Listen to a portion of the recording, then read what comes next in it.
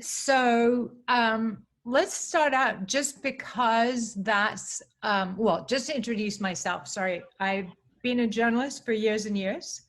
And then I ended up in the beauty industry, in the fashion industry, and I was a copywriter and a creative director for a whole bunch of different brands, not least Calvin Klein, which is how I met, uh, you know, the fashion people who ended up asking me to do this.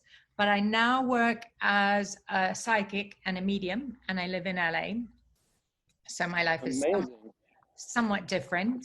And No, so, that's incredible. Yeah.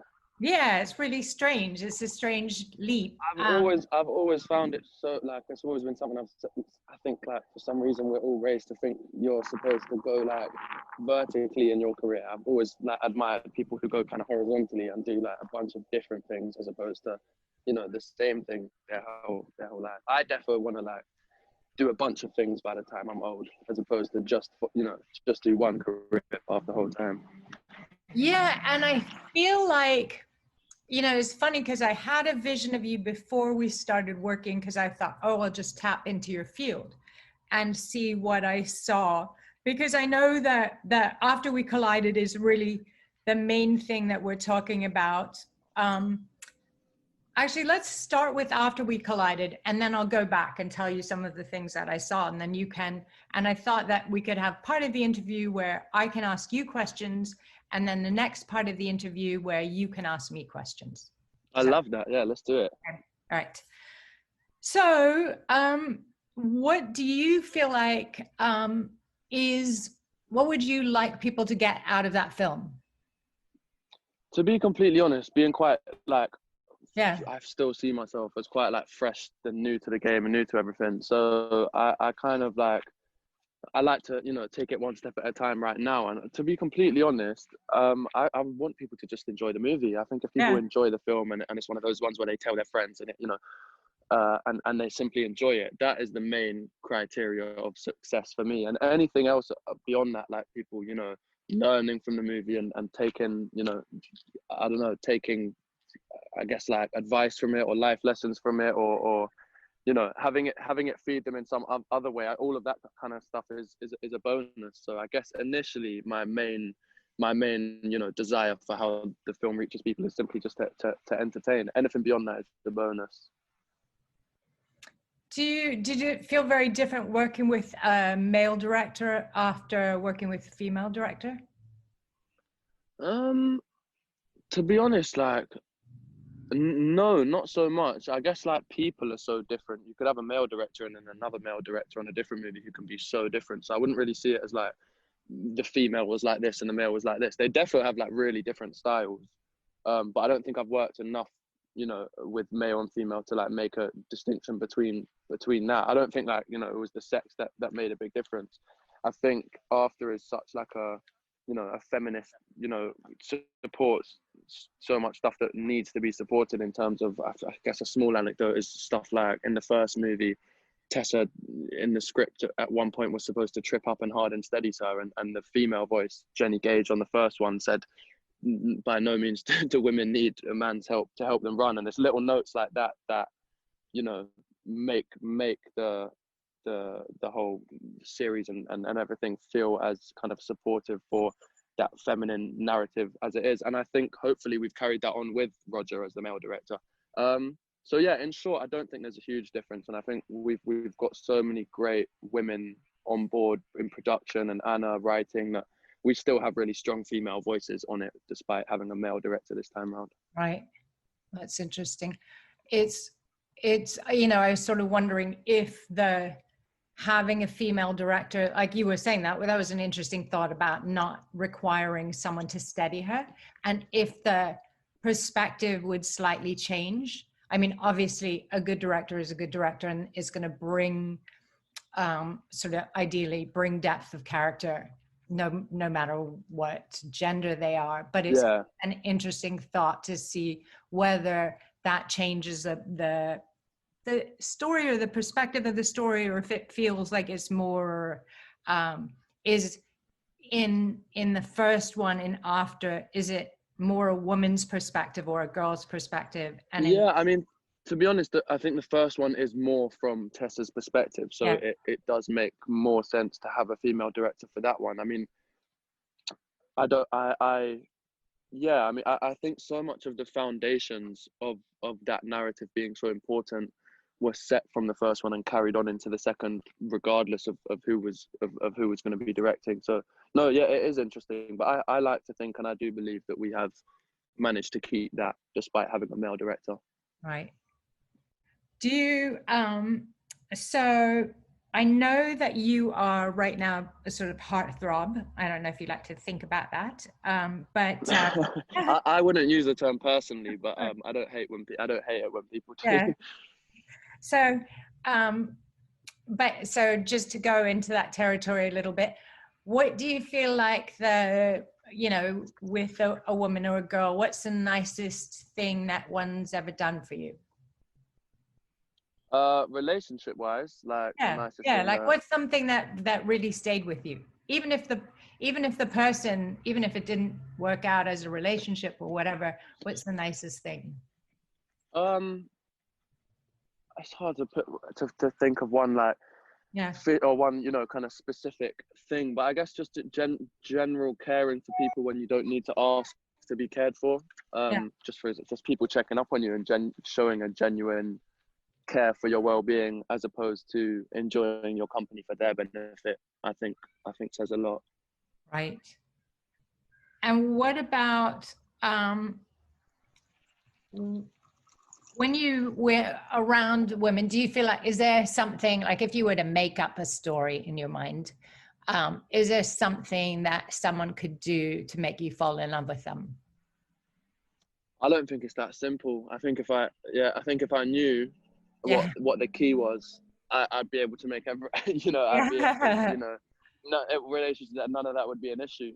So I don't really know. I mean, I guess I think, sorry for such a boring answer, but I think my answer would be like, no, there isn't something that someone could do. I think it's an accumulation of things and personality and how you get on together. And I think it's just, again, sorry to be boring, but I think it is just simply not that simple and Yeah. requires like a multitude of things. And I think everyone can be like an ideal person for a day or a couple of days or a week, but I think also over time you kind of have to prove your consistency, I guess, in behaving in a certain way. But no, I think it's not that simple. I don't think there's like a blueprint for me Right. personally or for people generally. I think it is just a multitude of things that I guess you kind of realize when you're in it, that Right.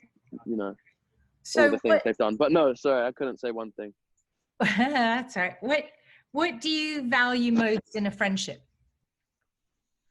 Um, and my gut wants to say loyalty, and I think I would say loyalty, but Yeah. I guess you can be a complete prick and still be loyal. So, Right. Right. but no, I do think loyalty.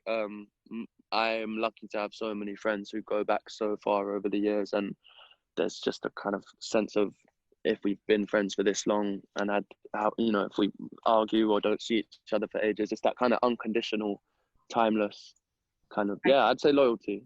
Okay. And what would you say? Is there anything that we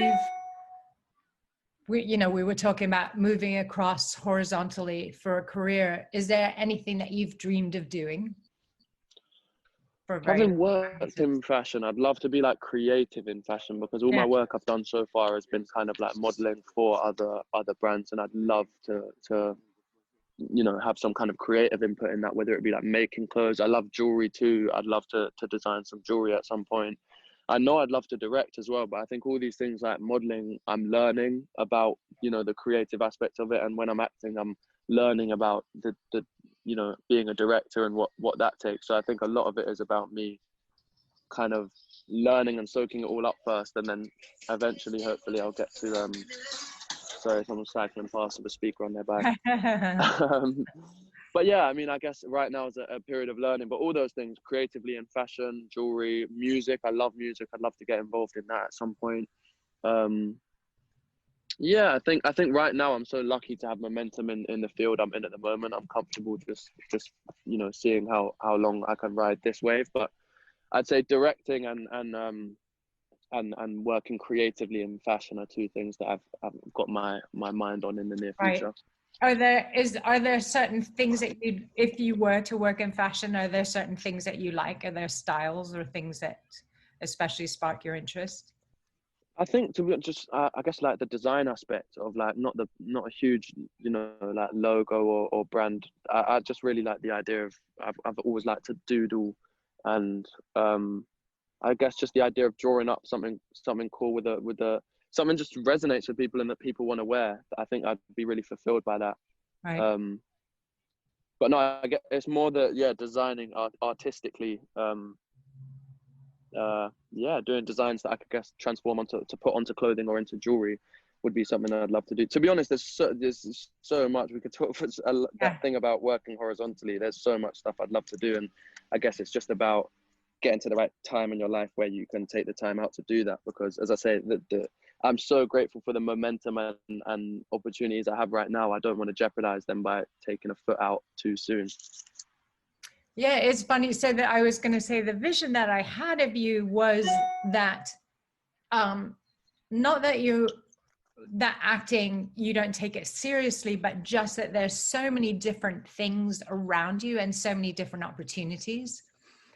And maybe not straight away, but I could see you stretching into different things altogether. Maybe you decide that for the next 5 years you're not an actor and you're maybe a fashion designer, or maybe an airplane pilot. Yeah, I mean, maybe exactly. I think that I'm so glad that you've said that as well. I feel like if an actor does great for a while and then suddenly they're not in anything for a number of years, you kind of think, oh, they fell off. Like, where are they? They're not successful anymore. And it's just like, I think there's so much to do, especially when you have the financial security after doing a couple of jobs that give you the freedom to take the time out and do, like we're discussing, pretty much, anything, which is such a lucky position to be in. I think it would be silly to not explore that.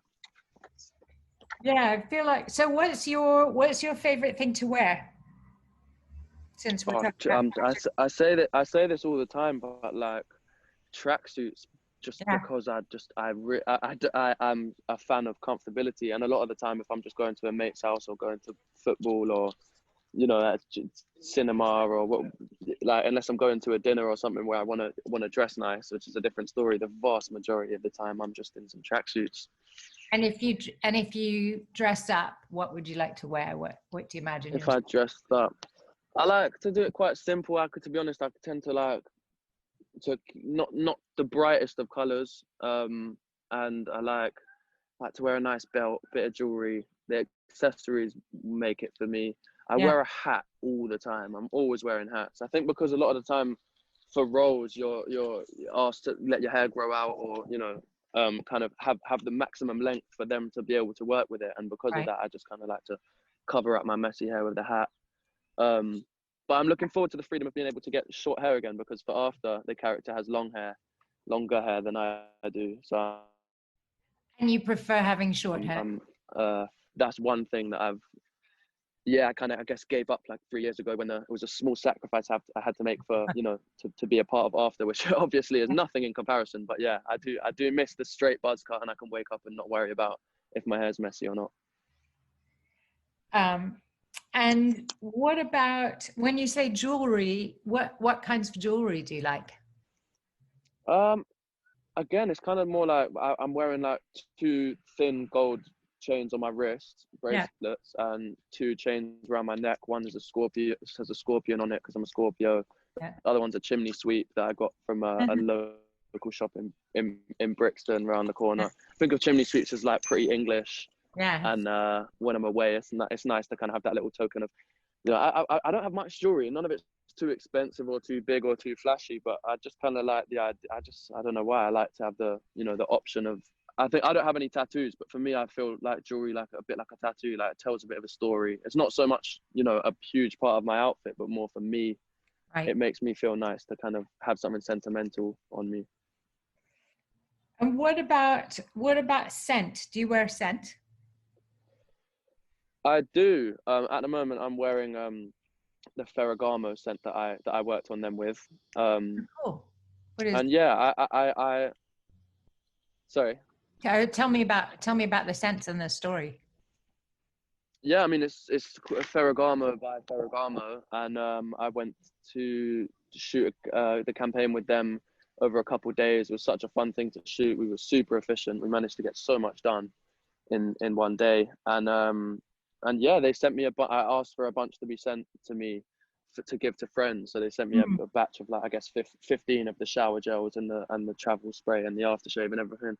And now all my friends smell the same, which was it was so nice to give everyone the to be able to give them a gift that's so, you know, I guess I'm so lucky to be able to have and just to ask for and be able to give to them. It's like a really nice bonus to have from it. Well, apart from the Ferragamo, are there certain scents that you like that are really evocative for you?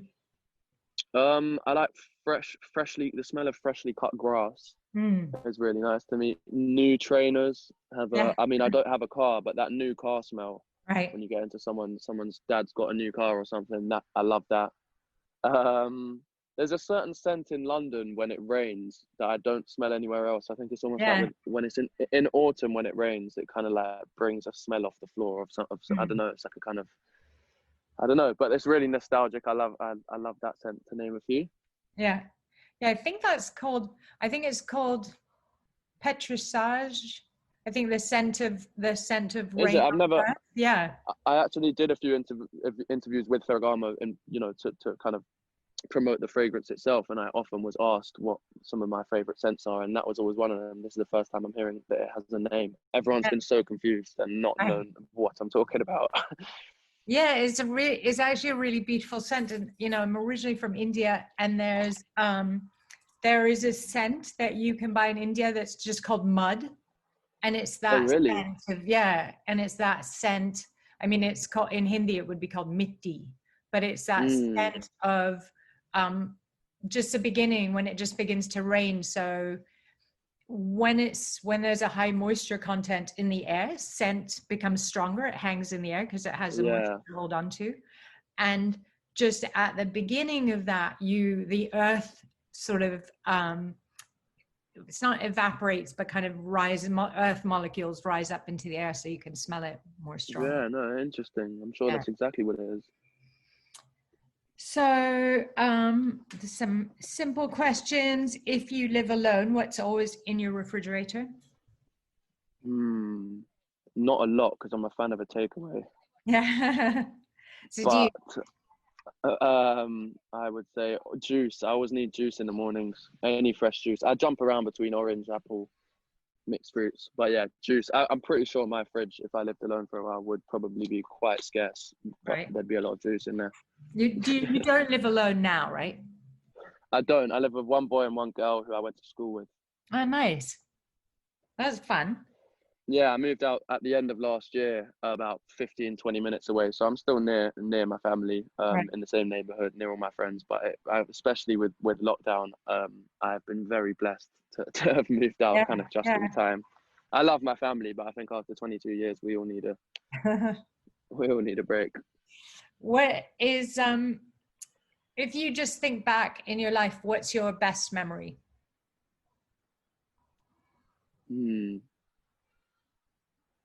Possibly the first Christmas after I got paid a fair amount for some work I did, and just being able to really say, like, I'll get the Christmas dinner, being able to get the kind of presents that you want to get for your family and that they deserve. And sometimes, I mean, I don't feel bad saying it, but like sometimes you're a bit hesitant to say, but to be completely honest, the financial freedom that this job and the jobs I've done Yeah. have given me to support my friends and family is definitely the most important thing for me. Yeah. If you want to share, you don't have to. What's your darkest memory?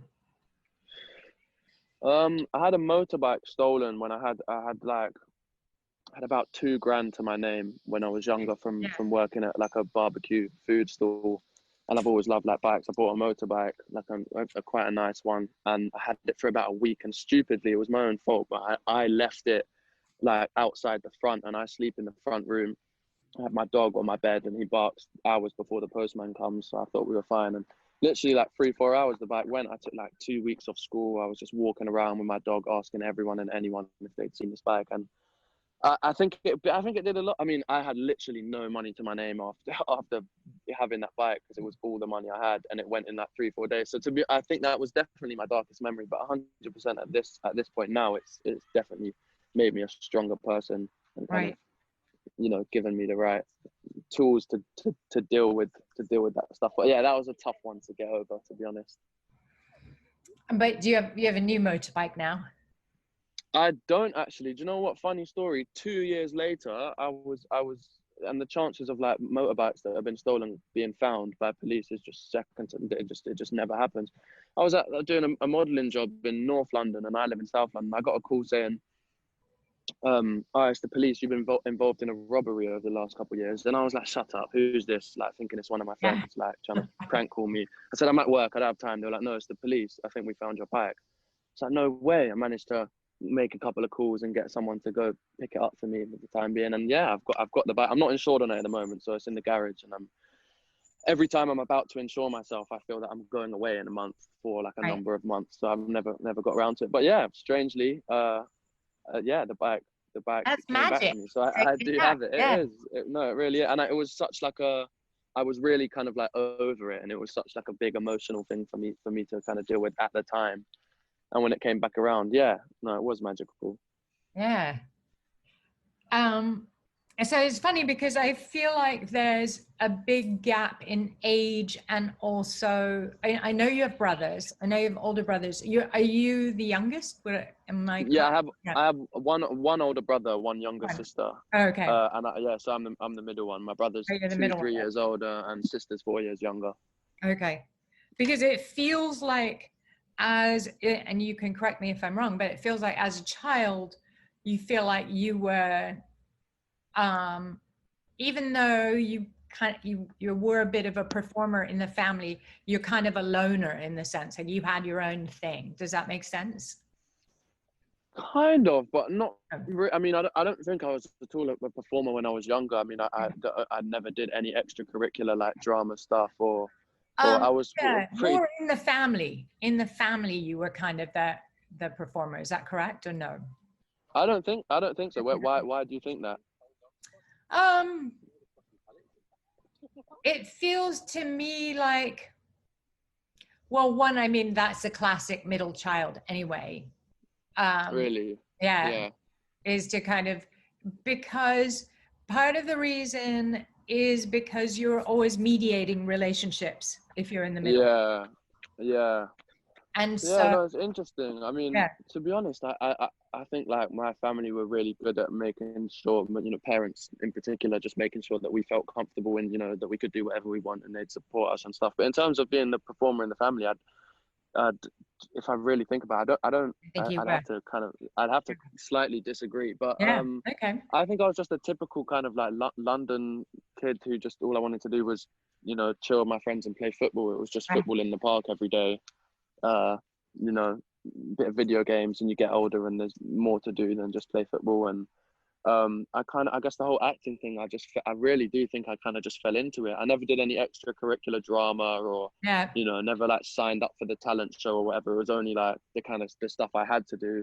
And auditions really started off as just a day off school was the only incentive to do auditions for stuff. And I guess the more kind of jobs I got and work I did, the more I started to realize, you know, how much I do genuinely enjoy it and how lucky I am to have the kind of opportunities. And now the kind of my love for it has really kind of grown as I've done more and more work, and still is growing.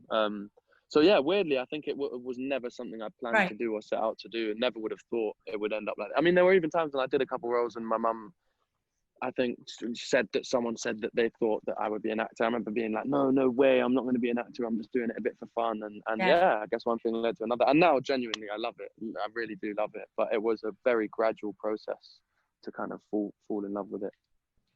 When you were young, what did you think that you wanted to do?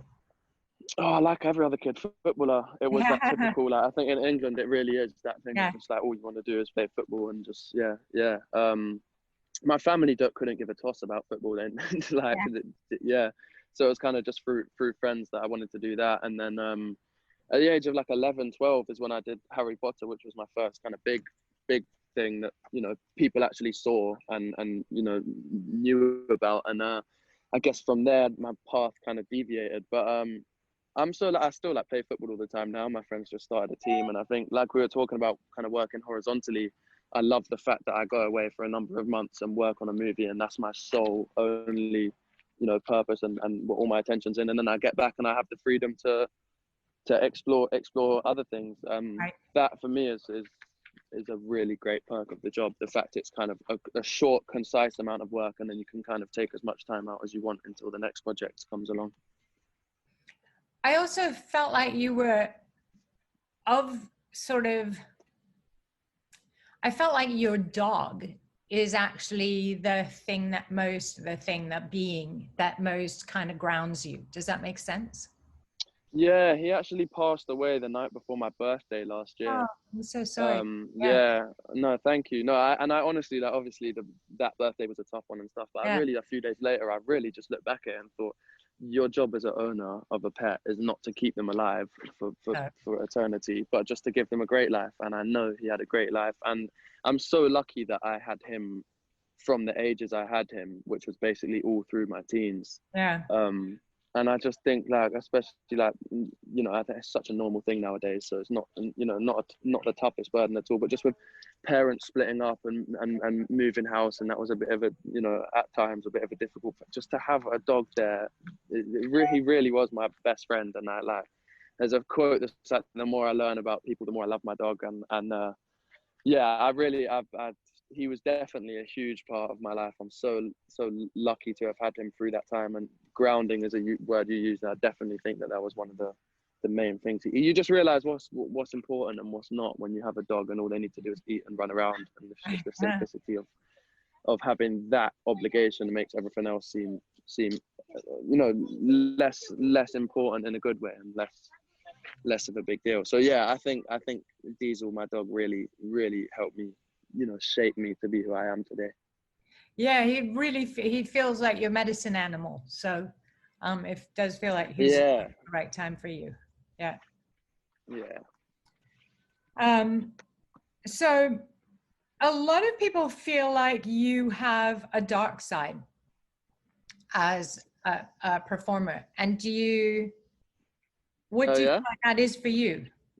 Yeah, I mean, I really am still, like, learning how you know, what roles I'm comfortable in and what I'm good at and not. And I just think in the same way that I feel like I've kind of fallen into the career, I feel like I'm still kind of, like, really learning on every job I do and trying to soak up all the information I can. And I just think after each job, I've learned so much more about myself. I really wouldn't be able to say, like, right now, what roles I love and I'm more drawn to, but I definitely wouldn't ever want to just be the bad guy or just be the good guy. So I love the fact that people are saying that, but I definitely want to keep proving them wrong anytime they think I'm one thing, if that makes sense. I just love versatile actors, and I think my one of my goals as an actor would definitely be to demonstrate a level of versatility in the roles I do. So I just got a message that I need to wrap this up. So do you want to ask me anything? Not particularly. You seem like one of the most interesting people to be interviewed by, because I always like to kind of bounce back and forth a bit, and I feel like there's a lot, you know, that I'd love to hear you say. But no questions in particular. I mean, I guess I like what are you doing mostly at the moment among all the things that you've dabbled in? Oh, I thought you wanted to ask about you. But what I'm doing mostly actually is working as a psychic and a medium. And what's interesting is that I do notice a lot of spirits around you. So that's why I'm going to ask. Please tell me more about that in the short time we have, because I'm so interested. I mean, it's a quick little anecdote. My mum, when she was, before I was born, I believe, went to a psychic who told her that her second son was going to be an actor, and she didn't even know she was going to have a second son at this time. And she said, I'm sure you're confusing that with my brothers. Like, you must be, you know, getting part of it right, but in the wrong kind of. And she was like, no, you're going to have a second son and he'll be an actor. And my mum always kind of was most proud of that. Yeah. But no, tell me about the Well, spirit surrounding that. I mean, are your grandfathers, do you have two grandfathers in spirit, or are they still here? And yeah, no, both my all my grandparents actually have passed away now. Yeah, because it does feel like I do feel two grandfathers around you quite strongly. Was one in the military? I'm not sure, quite possibly for a short time. Yeah, But not not as a career. Yeah, yeah. it feels like the person I'm seeing, it feels like he was when he was young, and he also feels like he was a taller man, and he it just feels like right now as a presence very encouraging and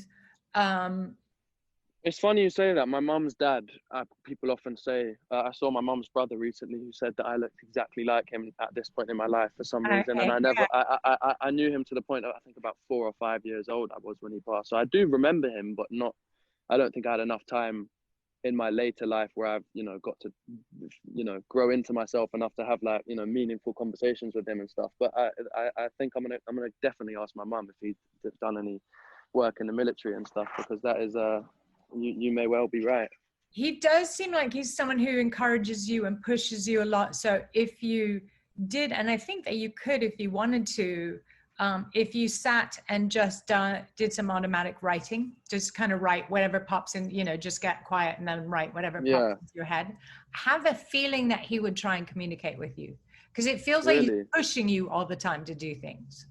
So maybe. Okay, that's interesting you say that. To be completely honest, my mum loves all stuff in terms of spirituality and everything that you've been touching on. And my dad is a lot less so and a lot more closer to the science and logic part behind it. And again, from the middle child thing, I think I really find myself like applying logic to all the things I give the benefit of the doubt to, because I accept that there's so much we don't know. And I think I like to place myself, nicely kind of in the middle of all that stuff. So I'm always super interested to hear about it. Yeah, I think, do you feel like, is there an actor, let's say, that you feel like you channel as an actor when you're performing? No, I mean, to be honest, I really make an effort to draw, when I'm acting, draw everything from real life and the kind of people who I've met in real life. And I think because I'm not trained, I like to bring a level of kind of authenticity from real life, as opposed to like, reproducing and kind of being inspired by previous actors and work that they've done. I don't think any approach is better or worse, but yeah, I just think that's just how I tend to look at it. So I think we're going to get cut off, but I'm going to ask you one very quick question, which is, when you're an actor, you have all these different lives, right? You're playing different lives and different stories and different personalities. Do you have any sort of exercise or anything you do for yourself to get back to yourself, to hero at the end? Listen to music, listen to the kind of music that I'd want to listen to, maybe talk to a friend. But I get like a real, especially after like a long day and you finish or a night shoot and you finish at night, I kind of have like a burst. I get so tired towards the end of it. And as soon as you finish, and this goes for any job I've ever done, you just get a burst of energy. And I think when you're so in someone else's headspace, I just want to kind of talk to my friends about my problems or desires or whatever. And, listen to my music and talk to my friends is what I do to kind of get back into my head after I'm in a role. What's the music? What's the music that most connects you? A lot of it, especially when I'm trying to like get back into my headspace, I'd say like UK rap. There's a lot of different kind of subgenres of UK rap, but I think the ones that tend to be more poetic and lyrical than upbeat and musically, like rhythmic, more so the lyrical poetic kind of stuff. It's kind of just what I've grown up on, so it just feels super close to home, and that really does the job when getting me back into my headspace. Yeah. Nice. Well, I think I better let you go because I will get in trouble, but we could go on talking for another couple of hours. Yeah. No worries. Thank you so much for taking the time. Yeah. Thank you so much for sharing your time with me. My pleasure. I look forward to reading this when it's in print. And I used to live in Brixton as well, actually.